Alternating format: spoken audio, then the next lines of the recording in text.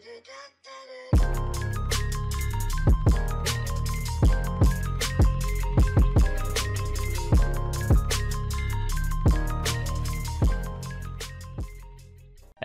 la team, j'espère que vous allez bien. Aujourd'hui une nouvelle vidéo et aujourd'hui on va parler des 6 leaders qui ont été révélés pour l'OP07. Les gars, vous allez voir, masterclass.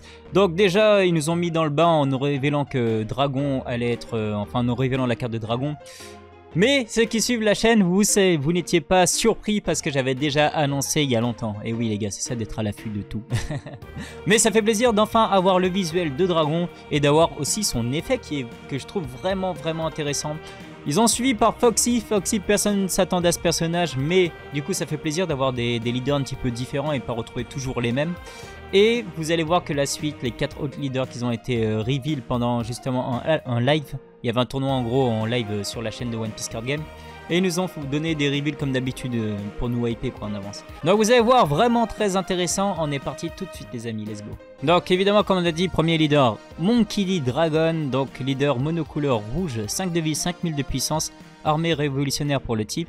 Donc son pouvoir pendant l'active main, une fois par tour vous pouvez donner un total de 2 dons qui sont déjà attachés à un personnage.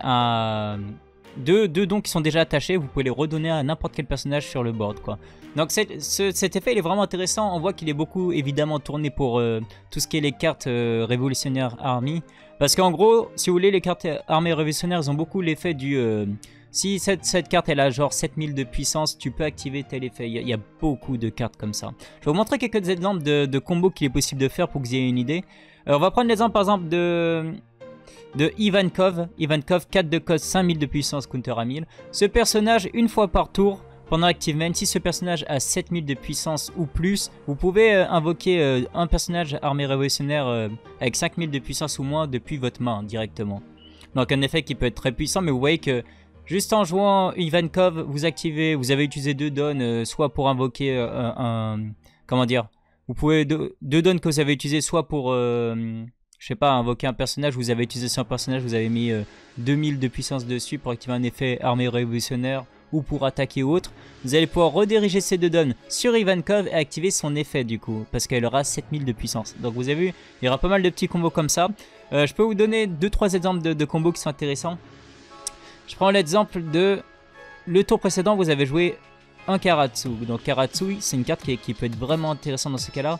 Elle a 4 de cost, 5000 de puissance, counter à 1000. Son effet on play, si votre leader est armé révolutionnaire, vous pouvez donner à un personnage ou le leader adverse moins 1000 de puissance pendant ce tour. Et son effet, et la suite de son effet, c'est quand elle va attaquer. Si ce personnage a 7000 de puissance ou plus, bah vous réactivez cet effet en gros. Vous pouvez pareil baisser la puissance du leader ou d'un personnage adverse de 1000. Et c'est là que ça va être intéressant. Imaginez un petit tour comme ça. J'ai joué au tour précédent un Karatsu.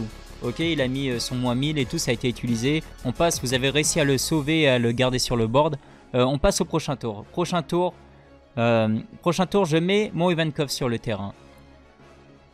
Je mets 2 dons sur lui. Imaginez que vous avez un autre Karatsu dans votre main. Le deuxième Karatsu qui est dans votre main, vous le jouez sur le terrain. Donc là ça vous fait, sur le terrain vous avez 2 Karatsu. Donc il y en a un que vous allez pouvoir utiliser son effet on play. Et par exemple vous baissez la puissance du leader adverse de 1000. Les 2 dons que vous aviez attachés à votre Ivankov pour pouvoir invoquer ce Karatsu, grâce au pouvoir de votre leader, vous allez pouvoir les rediriger sur le deuxième Karatsu, celui qui avait été mis au tour d'avant. Comme ça il peut attaquer, il a 7000 de puissance. Et lorsque vous allez attaquer avec ce deuxième Karatsu, vous pouvez remettre une deuxième fois moins 1000 de puissance au leader adverse. Ça vous fait que si c'est un leader qui avait 5000 de puissance, il n'a plus que 3000 de puissance sur ce tour les gars. Donc vous imaginez la puissance. C'est déjà assez difficile de protéger un leader qui a 5000 de puissance sur le tour. Donc imaginez si là il est laissé avec 3000 de puissance et que vous avez d'autres cartes pour attaquer, vous pouvez attaquer au corps avec votre leader. Si vous aviez déjà 7 des cartes sur le terrain, si vous mettez des cartes qui ont rush sur le terrain, vous pouvez directement attaquer le leader. Franchement, il y a tellement de possibilités et ça peut être très fort. 3000 de puissance, franchement, bon courage pour aller protéger votre leader, je vous le dis tout de suite. Et si vos Karatsu ils sont pas détruits, bah prochain tour vous refaites la même les gars, vous refaites la même. Vous avez juste par exemple attaqué avec des personnages à 7000, vous redirigez avec votre leader sur un Karatsu, vous pouvez rebaisser le cost et tout, et franchement c'est trop fort, c'est trop fort. Et en plus, vous pouvez activer 2 Karatsu par tour parce que il faut savoir, bon, je vais pas le montrer là parce que je compte faire une vidéo où je montre tous les SR, mais il y a un dragon aussi SR qui a le même effet que ce leader qui redirige 2 dons. Donc, potentiellement, si vous aviez ce leader plus le dragon SR sur le terrain, vous pouvez rediriger 4 dons et activer à chaque tour si vous gardez les Karatsu en vie. Chaque tour, vous pouvez activer l'effet des Karatsu et baisser la puissance à 3000 de l'adversaire. Ça peut devenir vite très chiant à gérer. Ok. Je vous montre rapidement avant de passer au suivant un autre combo qui peut être intéressant. Je prends l'exemple de ce Luffy justement promo. Donc c'est la toute première promo qui est sortie. Et ce Luffy, un truc intéressant, c'est qu'il a 6 de cost, 7000 de puissance. Et lorsqu'il a 2 dons sur lui, il a rush. Donc imaginez, donc on refait la même chose. Hein. Imaginez que j'avais déjà mon Ivankov sur le terrain. Je lui mets juste 2 dons dessus. Ça me permet d'invoquer Karatsu. Karatsu. Ce qui se passe avec Karatsu, c'est que je mets moins 1000 à l'adversaire, au leader adverse, il a 4000. Ensuite, je vais utiliser Sidon pour invoquer mon petit Luffy à 7000 de puissance. Je redirige les 2 dons que j'ai mis sur Ivankov, sur mon Luffy, et je fais une attaque, et du coup il passe rush, et je fais une attaque à 9000 rush, directement, sur un leader qui a 4000 de puissance. Donc il va déjà devoir utiliser au moins 2 counters à 2000, plus encore un counter à 1000 minimum. Donc il est obligé de limite sacrifier 3 cartes de sa main pour pouvoir arrêter cette attaque. Donc vous imaginez, enfin évidemment s'il n'a pas de carte even ou autre. Donc franchement comme je vous ai dit, il y a pas mal de trucs intéressants à faire. Ensuite comme je vous ai dit, le deuxième leader qui a été révélé c'est Foxy Sama. Incroyable, ça fait plaisir de voir ce type de personnage. Donc Foxy, monocouleur violette cette fois-ci, 5 vies, 5000 de puissance. Et ce personnage, quand vous allez attaquer, vous pouvez faire don moins 3. Si vous avez 3 ou plus de pirates de Foxy sur le terrain, vous pouvez choisir soit le leader adverse ou soit un des personnages adverses qui reste, donc qui a déjà été utilisé. Et il ne pourra pas revenir en actif le prochain tour. Donc ça peut être pas mal pour un peu freeze, un peu bloquer le jeu de l'adversaire. S'il avait une carte importante qui a un gros effet, je sais pas, par exemple, allez, un Kuzan OP02, quand il attaque, il met il fait cost moins 4. Vous bloquez ça sur un Sakazuki, vous lui bloquez son Kuzan, il peut pas le remettre en active. Et voilà, il peut pas réutiliser son effet. Lui, ça va être un peu compliqué de le jouer, je pense. Bon, déjà, il fait un don moins 3. Actuellement ça va parce qu'on a pas mal de cartes qui permettent de récupérer des dons. Par contre ouais, il faut garder en permanence 3 personnages Foxy Pirate sur le terrain. Donc ça c'est vachement restrictif. Vous savez que maintenant les decks on mélange pas mal. Il n'y a pas forcément que le même type de cartes dans le même deck. On mélange pas mal. Donc il faut forcément 3 Foxy Pirates. Après évidemment on n'a pas encore tous les leaks. C'est pareil pour le Dragon que je vous ai dit tout à l'heure. Je vous ai montré des trucs. Mais évidemment il y aura des nouvelles cartes qui vont venir compléter avec l'OP07. Donc on va voir ce qui va sortir et ce qui va... Est-ce que ça va pouvoir aider ce Foxy? Parce que là comme ça pour l'instant c'est pas celui qui est plus intéressant comme ça franchement sur le papier. On va voir ce que ça va donner, on va voir les cartes qu'ils vont lui donner pour pouvoir briller. Mais là comme ça j'avoue que ça donne pas trop envie. En tout cas voilà.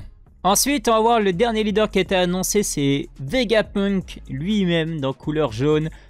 2 de vie les gars, 2 de vie, c'est le plus bas que j'ai vu jusqu'à maintenant. Jusqu'à maintenant c'était minimum 3 de vie, là c'est 2 de vie, 5000 de puissance. Donc il sera à la fois du type Head Egg et scientifique. Donc ce leader il ne peut pas attaquer déjà. Donc ça déjà c'est moche. Mais bon ça représente bien le personnage évidemment. Et une fois par tour pendant la main phase, vous pouvez rester un don.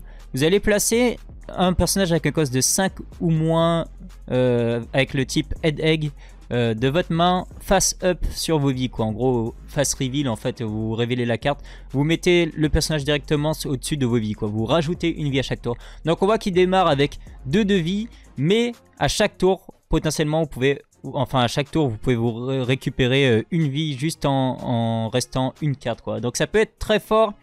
Ça peut être très fort, il y en a qui disent que si vous mettez pas mal de bloqueurs et tout, vous pouvez vous protéger assez longtemps pour récupérer beaucoup de vie. On l'a vu ça avec Ener là, quand il atteint 0 de vie, il récupère une vie, vous pouvez vraiment survivre longtemps comme ça. Par contre, quand on regarde un petit peu les autres cartes, les autres cartes qui nous ont reveal un petit peu, on les a déjà reveal un Luffy alternative SR, donc qui va être joué avec ce deck. Quand on regarde les autres cartes, on voit autre chose quand même. Donc là, je vous montre le fameux Luffy qu'ils nous ont reveal. Donc cost 5, 6000 de puissance, donc cost 5 on peut l'utiliser de sa main pour ajouter une vie. Activen, pendant la main phase, vous pouvez placer ce personnage dans le... Vous pouvez le trash. Et si vous avez 2 vies ou moins, vous pouvez KO un personnage avec un cost de 4 ou moins. Et après, piocher une carte. Mais ce qui va nous intéresser, c'est le fait justement qu'ils disent bien si vous avez 2 vies ou moins. Et c'est ça qui est chiant, c'est que on va avoir sûrement beaucoup de cartes qui vont arriver avec ce Vegapunk. Le problème, c'est que même si vous voulez vous rajouter plein de vies, en fait, il y a pas mal de cartes qui vont sûrement vous demander d'avoir 2 vies pour activer leur effet. Et ça, c'est vachement restrictif quand même. Ça bloque, ça nerf un petit peu le Vegapunk, quoi. Après, c'est-à-dire qu'il va falloir vraiment jouer technique et essayer faire en sorte de récupérer au moins une vie. Comme ça, quand c'est le tour de l'adversaire, voilà, pour essayer d'avoir le plus de vie possible. Mais faire en sorte de perdre la vie quand c'est à votre tour pour activer les personnages avec des effets comme ça quand vous avez 2 ou moins de vie. Donc ça va être technique à jouer. Après, les joueurs trouvent toujours des façons de pouvoir bien faire tourner le deck. Après, on voit aussi qu'il a un trigger KO un de vos opposants avec un cost de 4 ou moins. Et ça, c'est intéressant parce que du coup, ce Vegapunk, il va falloir surtout le jouer avec des personnages qui ont trigger, énormément de trigger. Parce que s'il a 5 ou moins, vous pourrez les placer au-dessus de vos decks et vous choisissez le trigger que vous voulez activer absolument. Et l'adversaire, il sera forcément obligé de taper vos vies à un moment pour essayer de vous battre. Donc, vous pouvez choisir comment vous allez activer les triggers. Si vous n'activez pas, du coup... si l'adversaire ne vous a pas tapé et que vous augmentez les cartes de vos vies, vous pourrez empiler les triggers un par un. Vous choisissez les triggers, vous les empilez un par un. Par contre, pour le trigger, vous voyez qu'il n'y a pas d'effet il faut de vies ou autre quoi, pour activer. Donc ça peut être très très fort. Donc un deck qui sera tourné évidemment au niveau des triggers. J'ai hâte de voir la suite, mais je pense que ça peut être quand même être très fort. Les leaders comme ça qui se rajoutent des vies, on l'a vu avec Ener, c'est très très fort les gars. Ensuite les amis, on va passer à la couleur verte cette fois-ci avec Bonnie qui arrive. Et oui, c'était évident pour ceux qui ont déjà vu la partie Head Egg, c'était sûr. Donc Supernova, Bonnie Pirate, 5000 de puissance, couleur verte comme j'ai dit, 5 de vie. Son effet, ah là là, son effet. Quand l'adversaire va attaquer une fois par tour, vous pouvez rester un don. Et vous pouvez rester soit le leader adverse ou soit un personnage. Et ça c'est trop fort les gars, c'est trop fort. Ça va être surpuissant, ça va être très très fort. Je pense que ça risque d'être le leader le plus fort de l'OP07. Parce que franchement son effet je le trouve vraiment abusé. Tu peux tellement bloquer la tactique de l'adversaire qu'il avait pour te battre et tout. Parce que si tu t'y connais bien dans les decks et tu sais comment se joue le deck de l'adversaire, bah franchement tu peux le paralyser en fait. À un moment clé, tu peux laisser passer des attaques et à un moment clé tu vas bloquer soit la carte avec la plus grosse attaque, comme ça tu conserves le plus de cartes dans ta main, les counters, les trucs comme ça que tu n'as pas besoin de sacrifier. Soit c'était le leader, il avait un effet incroyable quand il allait attaquer ou autre, et bah tu restes son leader, il peut plus faire ça. Il y a tellement de possibilités. Par exemple, je vous prends l'exemple du Kid A8 au P01 là, qui fait que si lui il est sur le terrain, tu ne veux pas attaquer d'autres kids ou autres, des trucs comme ça, bah t'as juste à rester cette carte et tu bloques cette technique, tu vois. C'est des idées que je vous donne comme ça au hasard, mais en fait c'est tellement fort. Je trouve que c'est tellement fort. C'est tellement fort et en plus, si vous ajoutez des cartes comme le Hawkins qui nous ont reveal SR aussi, 6 de code, 7 de puissance, Supernova, Hawkins Pirate. Ce personnage, ce qu'il fait lui, c'est que si votre leader est un Supernova, donc entre autres la petite Bonnie, bah déjà ce personnage gagne bloqueur, donc ça devient un bloqueur. Et si ce personnage, il allait être détruit par un effet de l'adversaire, vous pouvez à la place reste un personnage adverse. Et les gars, le deck il va être toxique, je suis désolé, entre Bonnie qui peut rester le leader adverse ou un de ces personnages. Et si vous avez en plus des bloqueurs comme Hawkins, tu en as même 2 sur le terrain que tu n'as pas engagé ou autre qui est encore actif. Donc l'adversaire, s'il attaque, tu peux bloquer avec Hawkins. Et s'il essaie de le détruire avec un effet, bah, tu vas rester un de ces personnages. Plus derrière... Ouais, plus derrière, s'il attaque avec une grosse carte, il allait détruire ton Hawkins, t'étais obligé de bloquer avec, bah tu peux utiliser Bonnie pour rester à la place de la carte quoi. Donc franchement, ça va être chaud quoi. Ça va être chaud de passer à travers la défense de Bonnie pour pouvoir la toucher parce qu'elle est vraiment vraiment forte. Je pense que même Même si c'est un leader monocouleur, elle aurait peut-être mérité un point de vie en moins quand même. Elle aurait peut-être mérité un point de vie en moins parce que son effet, il va être surpuissant. Je pense que vous pouvez déjà commencer à préparer les cartes qui seront jouées dans ce deck que vous pensez qu'ils peuvent être vraiment intéressants, les gars. Commencez à les acheter maintenant parce que ce deck, il va être vraiment fort. Il va être vraiment fort. Ensuite, on va voir le prochain personnage, c'est la reine, l'unique Boa Hankook, donc leader bleu. 5 de vie, 5000 de puissance. Elle est des Kuja pirates et des 7 corsaires au niveau du type. Donc, pendant votre tour et une fois par tour, vous pouvez activer cet effet quand un personnage qui est en jeu est retiré du jeu par un de vos habilités. Donc avec deck bleu, vous savez qu'il y a plusieurs cartes qui permettent de retirer, d'envoyer des cartes dans la main de son adversaire, d'envoyer des cartes dans le deck de son adversaire, que ce soit des events, des personnages. Et si vous avez 5 cartes ou moins dans votre main, vous pouvez piocher une carte. Donc, ce personnage, je le trouve ni ultra fort ni faible. Ça peut être intéressant quand même parce que déjà on ne sait pas tout ce qui va arriver en OP07 pour complémenter ce personnage. Il y aura sûrement des trucs intéressants. Et il y a un truc qu'il faut prendre en compte, c'est lorsque un personnage quitte le terrain par un de vos effets. Donc il faut prendre en compte que ça ne dit pas un personnage adverse. Donc en gros ça veut dire que si un personnage adverse quitte le terrain ou si vous-même vous avez un de vos personnages que vous retirez par un de vos effets, que vous retournez dans votre main ou autre, que vous échangez par exemple, je sais pas, il y aura peut-être une carte qui aura un effet, je mets cette carte, je peux rappeler un personnage qui a un cost de 3 et je peux jouer un personnage qui a un cost de 5 sur le terrain à la place, bah ça active en même temps l'effet de Boa, vous récupérez une carte de votre main. Donc ça peut être intéressant, j'ai hâte de voir les cartes qui vont arriver. D'ailleurs pour ceux qui n'ont pas vu, j'ai fait un leaks dessus, il y a une carte tressure rare OP06 qui va sortir et c'est une petite Boa pour l'OP06 chinoise pour l'instant. N'hésitez pas à aller voir la vidéo, bouton I en haut à droite les amis. Donc ça peut être vraiment intéressant comme j'ai dit parce qu'on ne sait pas ce qui va venir complémenter ça. Mais ça peut être vraiment intéressant, vous pouvez piocher. 5 cartes c'est encore honnête pour pouvoir essayer de se défendre ou autre. Donc ça va, c'est pas un truc genre ils disent si vous aviez 2 ou 3 cartes en main, bah là vous pouvez piocher une carte. 5 cartes ça reste quand même correct quoi, ça reste correct même si maintenant il y en a beaucoup qui aiment avoir beaucoup de cartes dans leurs mains pour avoir beaucoup de solutions tout simplement, ou beaucoup de counters. Donc voilà, rien à dire de plus sur ce personnage, la petite waifu elle est là, c'est une waifu, sa carte alternative de bois, j'en doute pas qu'elle va coûter cher. Et enfin on arrive sur le dernier leader, Roblucci, donc leader noir monocouleur, 5 de vie, 5000 de puissance, archétype CP0. Ce personnage, en gros, ce leader, ce que ça va faire, c'est que quand vous allez attaquer, vous pouvez sacrifier 2 cartes du dessus de votre deck et donner à votre adversaire un -1 de cost pendant ce tour. Donc, c'est un effet qu'on a déjà vu vraiment pas mal. Là, en plus, il faut sacrifier 2 cartes de son top de son deck. Alors, il y a pas mal de cartes avec CP qui permettent de jouer avec ça, de récupérer des CP de votre cimetière, des trucs comme ça. Mais je trouve son effet, il est pas super fort. Ils auraient pu lui donner plus que ça quand même.